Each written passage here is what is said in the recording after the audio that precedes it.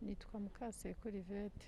Mu by'ukuri tubonye umubiri byaradushimishije, kandi ikindi twumvishije hari icyo umuntu aruhutse ku mutima, ko kubura umuntu ni benshi twabuze, ariko iyo ugize uwo ubona wumva hari ahantu havuye igikomere, byibuze ugatangira kwibaza ko n'umuntu wawe wamuherekeje mu cyubahiro kimukwiye.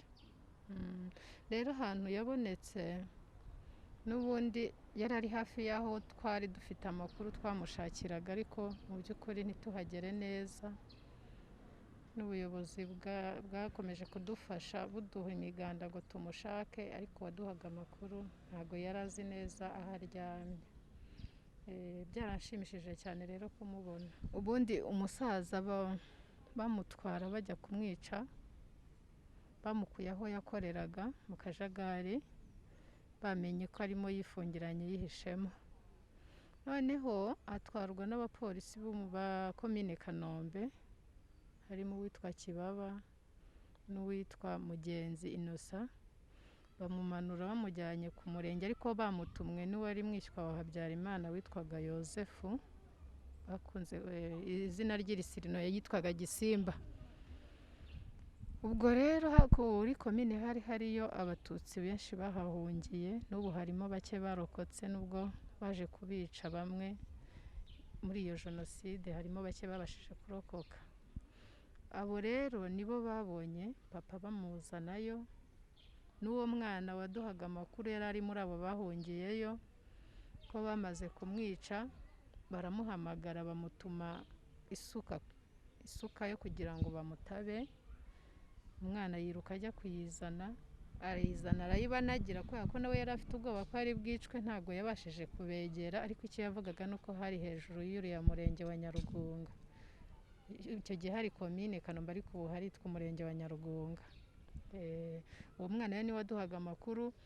Umwe mu bamwishe niwe twabashije gufata mu gihe cyo gufata abantu bishe abandi, arafunze, afungiye icyo cyaha yakoze. Tugerageza kenshi kumwinginga ngo atwereke aho yashyize umubiri, akanga kuwutwereka, akanga kuherekana, akemera ko mu bamwishe yari arimo, ariko ntabwo yigeze agaragaza mu by'ukuri aho umubiri bawushyize. Rero kugira ngo umubiri uboneke, urumva twaramubuze, turarekera tugumya tugatekereza ko ashobora no kuba atarahambwe, kuko ayo makuru y'abo barokotse hariya batubwira, bavuga ko muzehe yamaze kwicwa bwakeye bakagaruka kumubaga mu ivi, kubera ko yari afite ikibazo mu ivi, bari baramukubise bamutwara mu kigo, bakajya bamukubita bamwangiza mu ngingo, yaracumbagiraga. Kumwica rero bari bazi ko harimo tije mu ivi rye, bagaruka kumubaga bukeye, bayikuremo bayitware.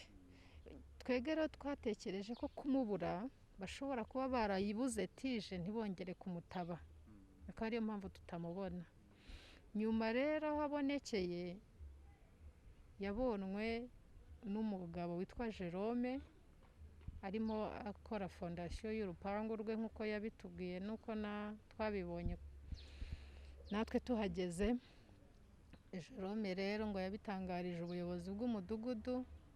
Igihe abimenye, ubuyobozi bw'umudugudu wa Mukoni nabwo bwohereza umuntu bwari buzi yuko ari muri komite ya Ibuka, kumbi kubera ngo yitwaye nabi, hari amakosa yakoze muri komite, yari yaravanweho yungirije uw'umurenge. Aho rero niho uwo muntu yaje yiyitirira komite atakibamo ya Ibuka. Uwo mubiri arawuhakura, amaze kuwuhakura arawujyana, ariko mu kuwuhakura hari ibyo yasabye Jerome, ngo yamusabye ibikoresho yakifashisha mu gukuramo umubiri, harimo amaga, harimo shitingi, harimo amashashi ashyirwamo umubiri.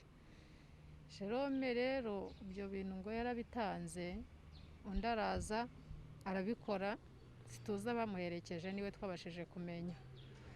Ubwo rero umugabo wamaze kuwujyana ntabwo yigeze awushyikiriza ubuyobozi bw'umurenge cyangwa bw'akagari, ahubwo yawujyanye mu bizu by'ibikwi ahantu hitwa kwa Rudumura.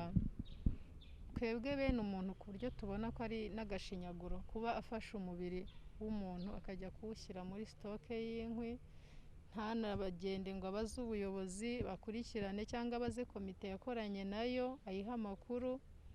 Byaratubabaje cyane nk'umuryango, gusa turashima Imana ko tumubonye kuko nabyo ni amahirwe.